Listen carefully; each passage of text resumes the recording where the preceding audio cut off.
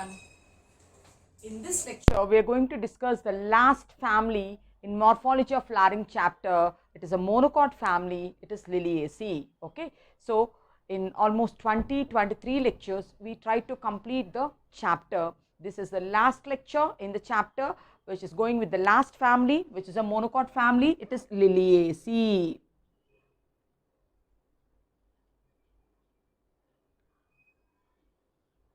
Brassicaceae, mustard family. Fabaceae, pea family. Solanaceae, with potato family. Liliaceae is called lily family. So, it is commonly called as lily family.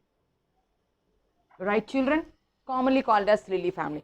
Before starting the classification or proper order, we will see the hierarchy, which kingdom, which division, which class it belongs to. Let's go.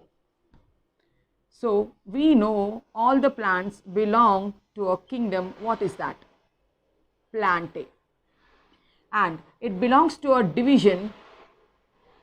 It is angiosperm, right? So, the division will be angiospermae. And so, what is the class?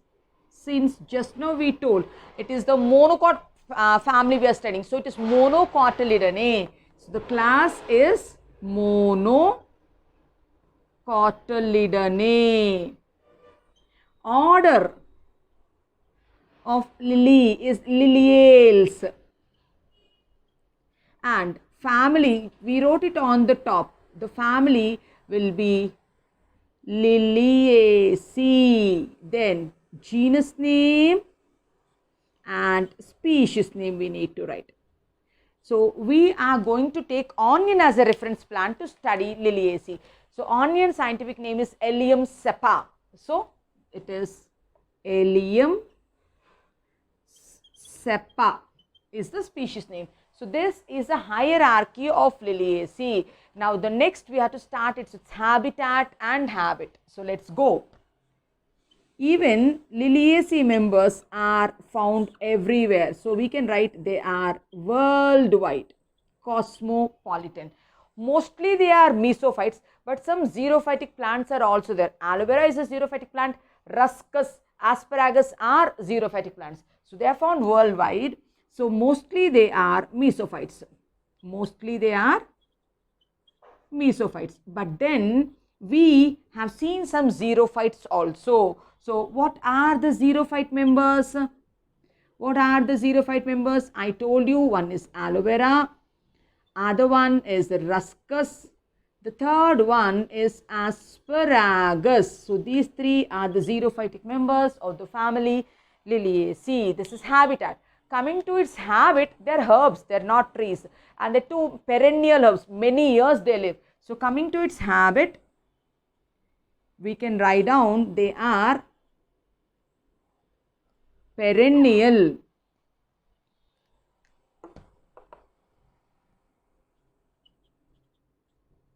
They are perennial herbs.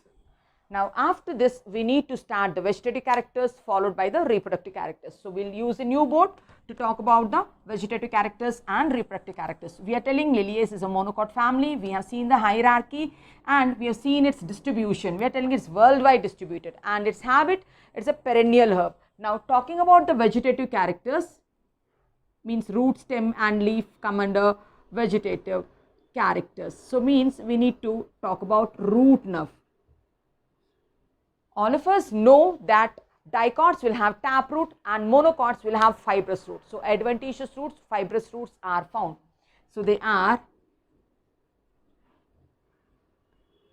adventitious in origin. And what is that root? It is fibrous root.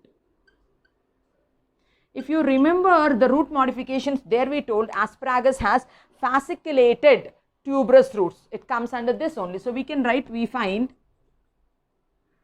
fasciculated, it stores the food and becomes tuber. Fasciculated tuberous roots. Where do we find? Asparagus. So, related to root system and a vegetative character, we are telling adventitious roots origin. Fibrous root system, it is monocot fibrous roots only. Fasciculated tuberous roots are found in a plant called asparagus. Now coming to the stem. Since it is a monocot stem, the stem, it will be aerial. Underground stems also they are found.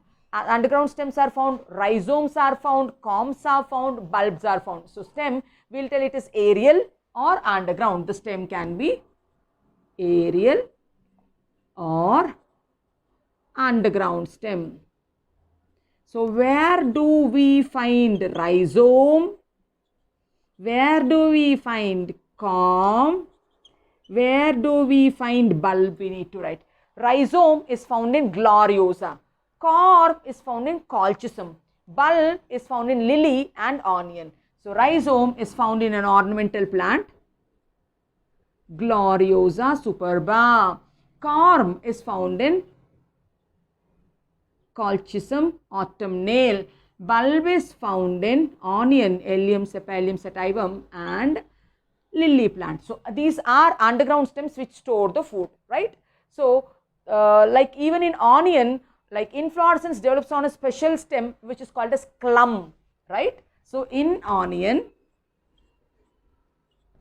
the umbel inflorescence, it develops on a special stem. What is that special stem called? It's called clum. I'll draw the picture, then you can understand. So clum on a special stem, the umbel inflorescence will come in the onion. That's about the stem. Now coming to the leaves. Now we have to tell the leaf is linear leaf. It is isobilateral leaf. So the leaves are basal. From the base they come. Radical leaves. Where do we find radical leaves? In onion and in lily. Radical leaves are found. Linear leaves means isobilateral leaves. Basal leaves are found, and then leaves don't have stipules. Monocots are exstipulate leaves, and then linear leaves and alternate phyllotaxy. So we will tell they are exstipulate. They don't have stipules. Venation will be parallel venation, right? Smilax comes under this family only. Smilax, it's a monocot but shows reticulate venation. Mostly it is parallel venation, but in Smilax we can find reticulate venation. So fast, have a quick recap of the vegetative characters. Root, adventitious in origin, fibrous root system since it's a monocot family.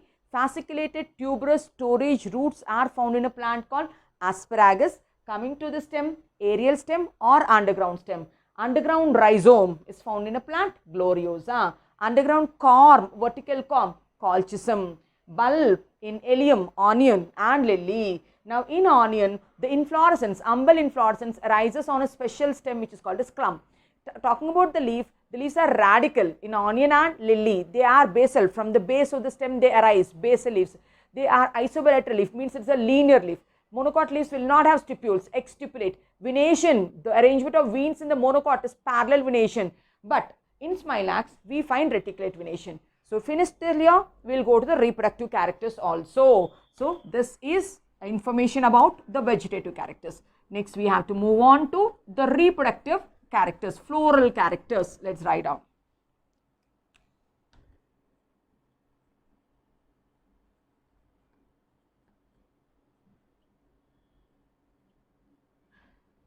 The reproductive characters. Under reproductive characters, first we need to mention about inflorescence, right?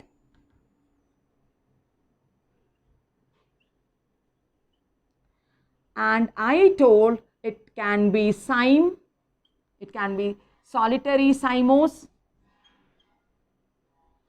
it can be solitary cymose, or mostly it is umbel, which is a racemose type, umbel in onion. Umbellate clusters we find it in onion. So umbel inflorescence is a type of racemose inflorescence, but normally we tell it is cymose inflorescence also. Now coming to the flower, it's a bisexual flower and the symmetry is actinomorphic radial symmetry. Now when we have to write about the flower, so it is a perfect bisexual flower having both antecium and gynoecium, exhibiting actinomorphic symmetry, means radial symmetry, children. Now here we tell that in Liliaceae, calyx and corolla are not distinguished. Means then we have to use a word called perianth, right? So then we need to talk about perianth. So how many will be there? 3 plus 3, they are fused. So valvate estivation. So the individual member of perianth is called tepal. The individual member of perianth is called tepal. Now, since sepals and petals are not distinguished, we use the word called perianth. If the flower is having perianth, we call it as chlamydious flower. In 2 rings it is there, dichlamydious, and both are same, homochlamydious. So we are telling it is dichlamydious condition, and we are telling it is homochlamydious. Dichlamydious means in 2 rings. Homochlamydious means both the rings are the same, homochlamydious. And it is trimerous, means everything is in the multiples of 5, means 3 plus 3 like that. Trimerous. Okay, so trimerous, and it is trimerous. So this is about the perianth. Now coming to androecium. Androecium also will be 3 plus 3, but they are not fused among themselves. They are not showing cohesion, but they are fused with the perianth. They are fused with the tepals. What is it called? Epitepalous condition. So 3 plus 3 means 6 stamens will be there. 6 stamens will be there, and they are showing epitepalous condition.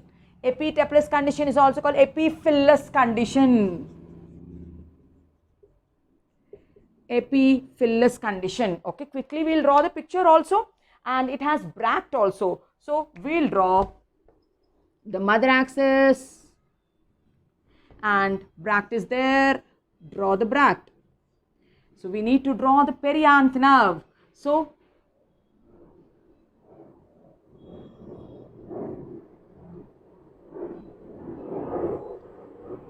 in the outer ring, the odd tepal is anterior, means here. So means outer ring, the odd tepal should be here. If we draw like this, it becomes sepal. So let's keep a circle to tell it's a tepal. Then outer ring again, here one will come.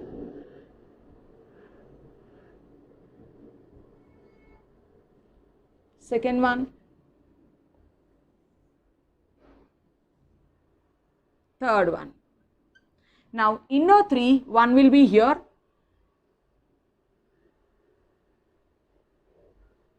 One will be here.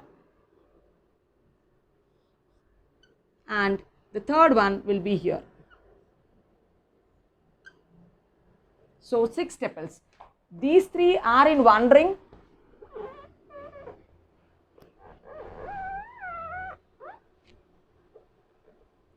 These 3 are in one ring, the other 3 are in one ring, and they are fused with each other. So they are fused in this manner.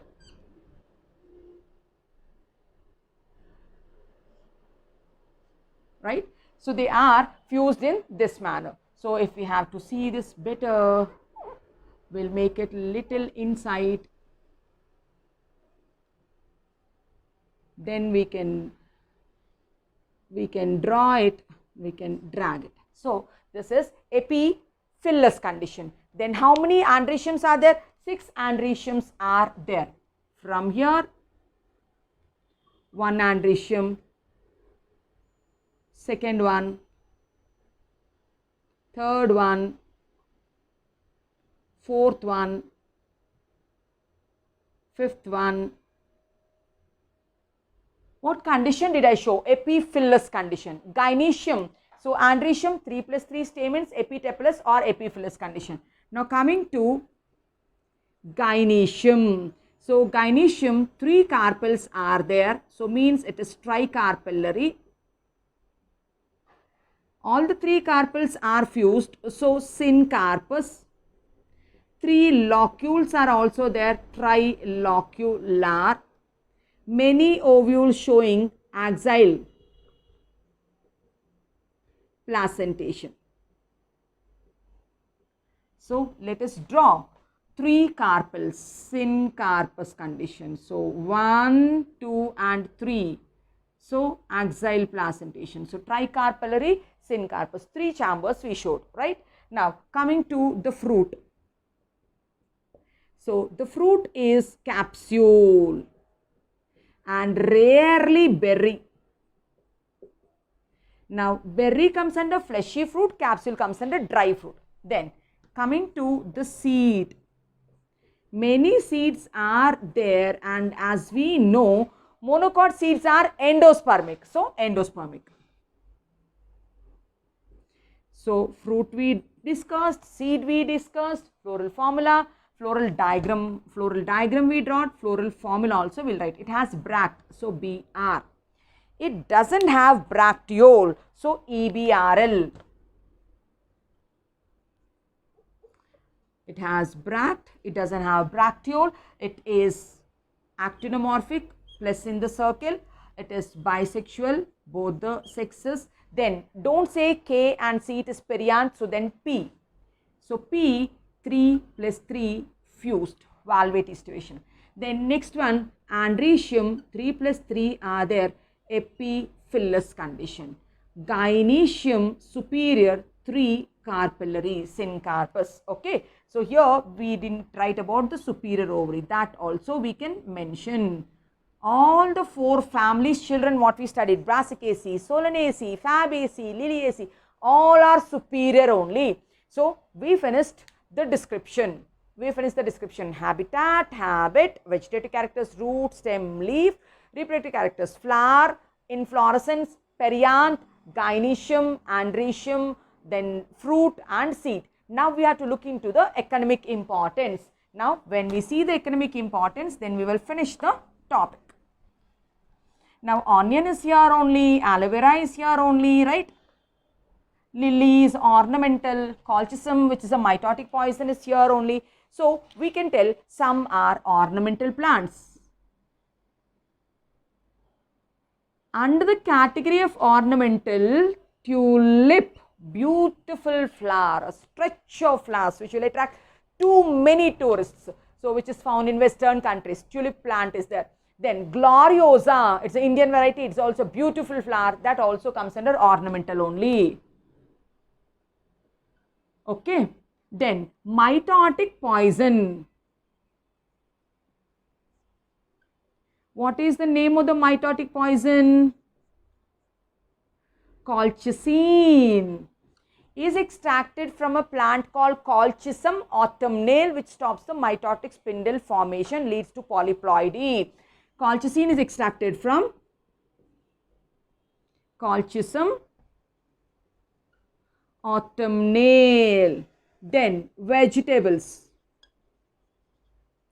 Under vegetables, we can go with onion, we can go with garlic, we can go asparagus. So onion is called Allium cepa. Garlic is called Allium sativum.